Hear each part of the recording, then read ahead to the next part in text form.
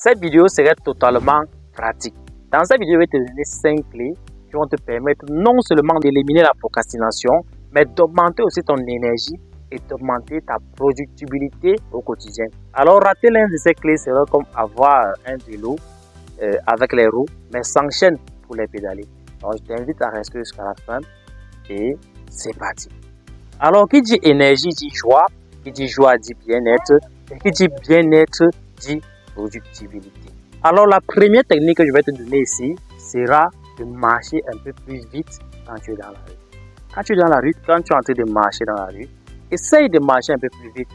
Tu as déjà remarqué que quand tu es en train de marcher dans la rue et que tu es en train de marcher lentement, tu es là, tu rentres du boulot, tu es fatigué, et tu es en train de marcher lentement dans ton coin doucement et que tu vois cette personne-là qui est en train de passer à côté de toi, en train de marcher rapidement, avec énergie, avec enthousiasme. En fait, tu remarques que quand cette personne te salue, c'est comme si elle avait transmis une énergie à toi. Récemment, j'étais en train de rentrer du travail.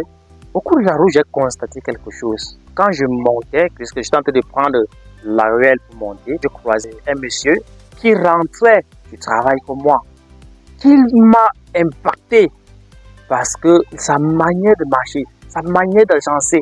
J'ai vu que non seulement ce monsieur rentrait du travail comme moi, et certainement il a aussi travaillé comme moi, mais il avait cette part d'agencement, il marchait un peu plus vite. Et quand il m'a traversé, je me suis dit, ah, ce monsieur, il rentre du travail comme moi, et il a probablement travaillé comme moi, et je suis en train de marcher lentement, et c'est pas trop comme la tortue, et lui, il est en train de marcher vite plus qu'une cigale.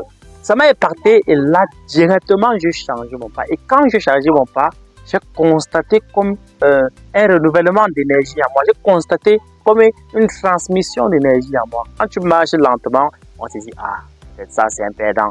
Il est en train de travailler, il a peut-être eu des problèmes au travail, machin. Et quand tu marches avec énergie, quand tu marches avec enthousiasme, quand tu marches rapidement, on se dit, ah là, et en fait, ça c'est un gagnant. Parce que là, il quitte, sûrement, il est d'abord en joie. Et ensuite, il sait là où il se rend. Il se rend quelque part. Et là, tu as plus d'influence auprès des autres. En fait, cela fait partie de ce qu'on appelle le body language. Donc, l'information que transmet ton corps à chaque minute, à chaque seconde.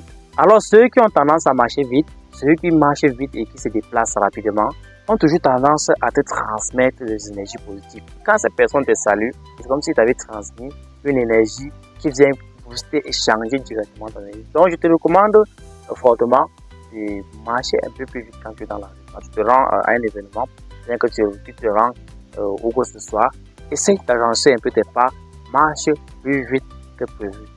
Alors, la deuxième technique que je vais te donner ici, on va toujours continuer dans la marche, serait de marcher la tête levée.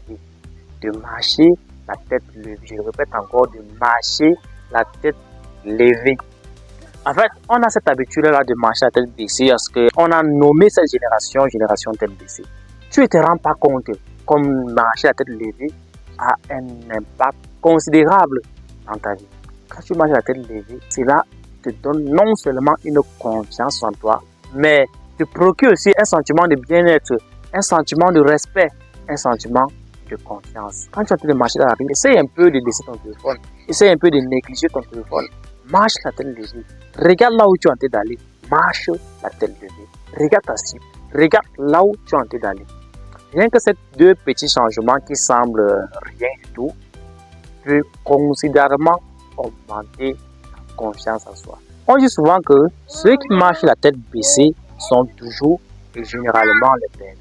Ceux qui marchent la tête baissée, ceux qui essayent toujours d'éviter le visage des gens sont toujours et généralement les perdants. Alors, veux-tu faire partie des perdants?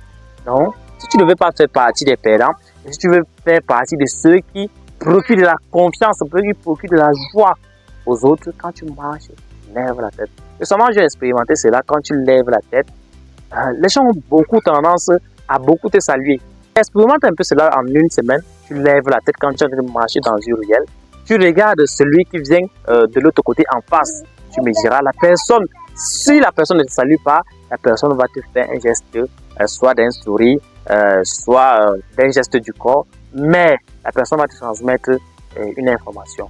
Donc, regardez devant toi quand tu marches peut considérablement changer ta perception de toi-même, peut considérablement changer ton influence. Et encore, ce que nous dit la PNL, la programmation neurolinguistique, dit que là où va tes yeux, c'est là où se dirige ton message. Ton message se dirige là où va tes yeux. Donc si tu te déplaces en regardant en bas, ton message se dirige en bas, ça veut dire que toi tu es un perdant, tu es un faucheur, tu regardes en bas.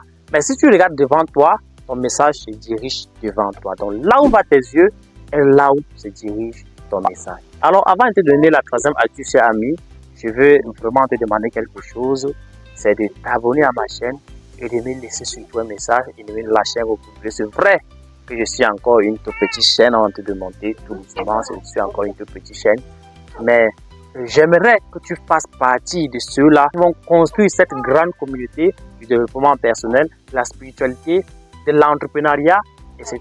Et je te serais vraiment reconnaissant si tu me laisses un message et surtout, je te le répondrai. Et te dis merci d'avance et on passe à la troisième technique. Alors la troisième technique que je vais te donner ici, tu redoutes seulement, serait de faire au moins 7 à 10 minutes de sport par jour. Qu'on se comprenne bien, pas seulement par jour, pas chaque jour, mais de faire 7 à 10 minutes de sport quand tu te sens épuisé, quand tu te sens fatigué, quand tu n'as plus envie de faire quelque chose. Donc si tu as mis quelque chose dans ton programme et que tu veux vraiment le faire, et ça je m'adresse surtout aux entrepreneurs, si tu as mis quelque chose dans ton programme, pas seulement aux entrepreneurs, même les employés ont toujours quelque chose à faire que rentre. Donc si tu as mis quelque chose dans ton programme et que tu ne te sens pas d'attaque à le faire, alors je te propose de faire 5 à 7 minutes de sport intense. Donc de commencer le sport, commence d'abord par les squats, après tu fais le saut, après tu fais la grenouille, après tu fais le crapaud. Après cela, tu vas ressentir un changement total en toi. J'ai expérimenté cela récemment quand j'avais un programme dans mon programme de faire sport et que j'étais totalement épuisé, je n'avais pas envie de faire sport. Mais pourtant, je devais le faire. Et j'ai remarqué que quand tu finis de faire sport, en fait, c'est plus puissant que de boire tous les gadgets, bien que de boire toutes les boissons énergétiques, etc. Et que nous savons bien que ça nous détruit la santé. Donc, je ne te dis pas de faire le sport chaque jour, mais je te recommande seulement que quand tu es fatigué, quand tu ne te sens pas d'attaque, fais 5 minutes de sport, essaye de faire les sauts, faire les squats, le mouvement en bas haut, etc. En 5 ou 10 minutes, tu verras ton état d'être changé considérablement. Et surtout, comme l'a dit Yumi récemment, apprendre n'a rien à voir avec le fait de coder de nouvelles choses. Apprendre à tout avoir avec le fait de changer de comportement. Même si on n'est pas d'accord, parce que si tu sais ce que tu faisais, tu tenais les résultats que tu veux ou t'amenais à ce que tu veux, alors tu aurais déjà ce que tu veux. Donc si tu n'as pas encore ce que tu veux, essaye un peu d'expérimenter certaines choses. Albert Einstein disait récemment que la folie, ce n'est pas le fait de marcher nu dans la rue, mais la folie, c'est le fait de faire les mêmes choses et de s'attendre à des résultats différents. Cela est tout simple comme commencer à sauter dans votre chambre dès maintenant, ou commencer à sauter même dans votre salon, et dans les 5 prochaines minutes qui suivent, vous m'en donnez des résultats. Et si tu vas faire cela dans les 5 minutes qui suivent, je te propose de mettre yes dans les commentaires pour me donner du feedback et que je puisse connaître que ça t'a motivé et que ça t'a impacté et que tu vas passer à l'action. Alors la quatrième technique que je vais te donner, que je vais te proposer, serait de boire de l'eau suffisamment. Beaucoup de gens négligent encore ça de nos jours. En fait, on a toujours tendance à oublier qu'on est constitué de 90% d'eau. Tu es constitué de 90% d'eau actuellement là où tu es là. Ne pas boire de l'eau suffisamment, serait comme ne pas mettre de l'huile dans le moteur d'une voiture ou dans le moteur d'une moto. Cette moto va fonctionner, mais elle aura probablement plus de chances de tomber en panne ou bien de griller le moteur. Alors, boire de l'eau suffisamment est quelque chose que l'on doit considérer le plus possible. Quand tu as déjà fait du sport, tu bois de l'eau.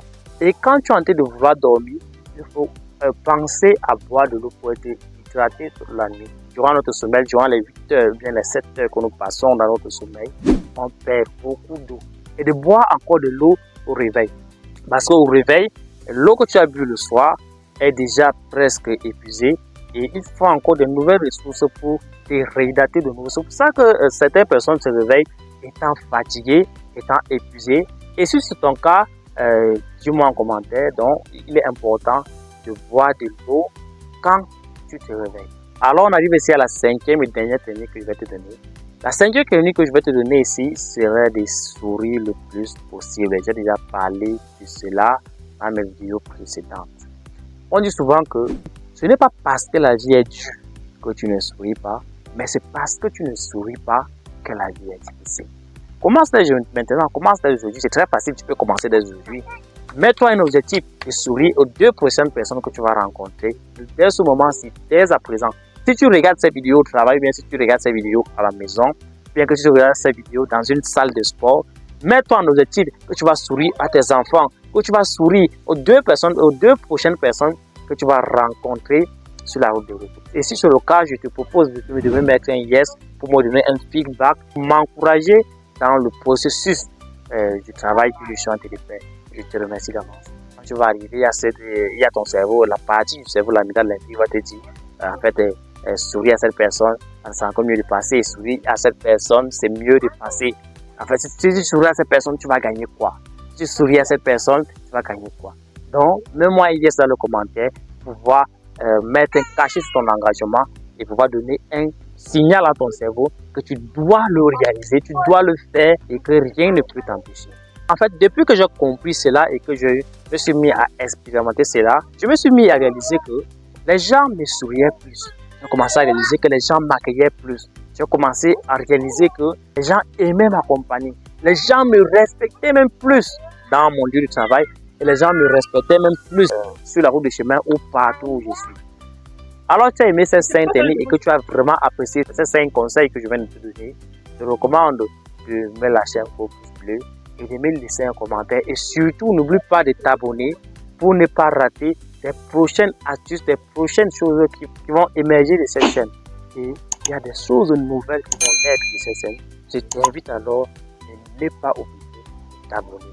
C'était Alpha Sylvain. Soyez éveillés et conscients pour un bon projet. On se dit à la prochaine.